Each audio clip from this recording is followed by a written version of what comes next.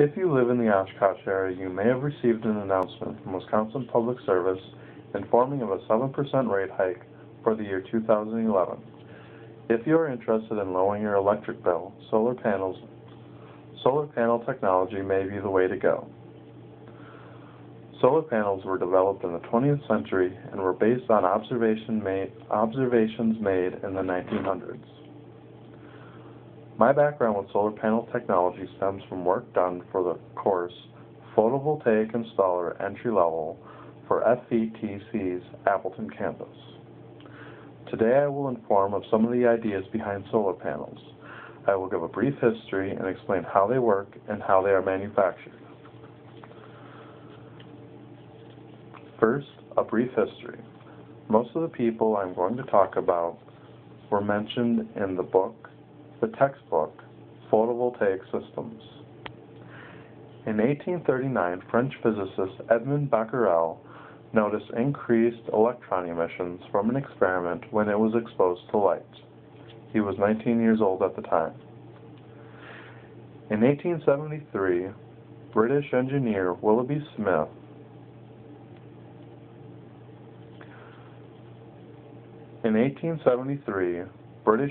Willoughby Smith was conducting experiments to find which materials would be suitable for underwater telegraph cables. He noticed that when selenium was exposed to light, it became a conductor rather than an insulator when it is in darkness. In 1883, American inventor Charles Fritz created the first solar cell. It was a selenium wafer coated with a transparent film of gold. It was not considered practical at the time. And efficiencies of this cell never rose above 1%. In 1954, Bell Laboratories produced the first practical solar cell. The people credited with this are Darrell Chapin, Calvin Fuller, and Gordon Pearson. This solar cell was primarily silicon, and the first application of photovoltaic technology was for rural communication lines. What does the word photovoltaic mean? Breaking it down, it's the word photo and volt, or light and electricity, essentially meaning electricity from light. The word photo comes from the Greek word phos for light, and the word volt is named after an Italian physicist from a few centuries back named Alessandro Volta. Now that I've given a brief history behind solar panels, I will explain how they work. Second, how do solar panels work? Solar panels are primarily made of semiconductors. A semiconductor is a material which can behave as either a conductor or an insulator, depending on conditions. Most solar panels today utilize silicon that has been doped to change its electrical properties. Doping is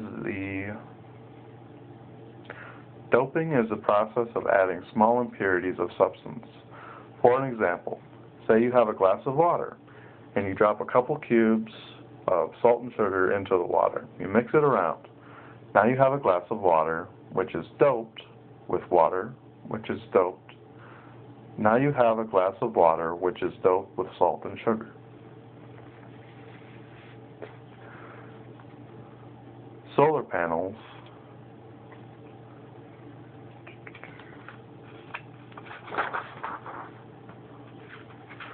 Solar panels are comprised of individual cells, and these cells are where the work starts to occur.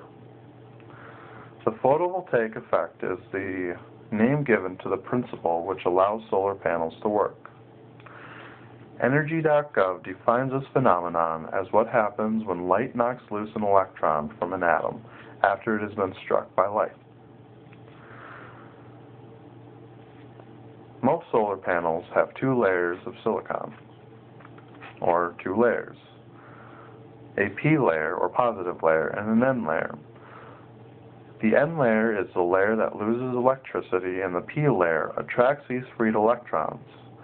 The p-n junction, or positive-negative junction, is where these two layers meet. The magnetic field between the two layers. The magnetic field of the p-n junction creates conditions where the freed electrons are pushed away so that they can do work. Now that I've talked on the principles behind solar panels, I will explain how some of them are manufactured. Third, how are solar panels manufactured? The fabrication of cells consists of different processes, the end result being a device which can convert light into electricity. Silicon is the most common semiconductor used in photovoltaic cells. Silicon is processed into a wafer. A wafer is a thin, flat disk in which dopants are added to it. Modules are comprised of an array of cells, but also have other parts. Electrical connections are made in between the cells, and additional wiring is added so that the module can be connected to other parts of the array. Bypass diodes are being more commonly installed into solar modules. A bypass diode allows for electricity to pass around a module when it is in the condition known as reverse bias. Reverse bias is the condition where a module consumes electricity rather than producing it. Reverse bias is commonly caused by excess shading. As little as 10% of shading on a module can cripple a solar panel array, even if the other 90% is in full sunlight. Other parts of the module include the framing, laminate over the cells with an anti-reflective coating, and a back covering.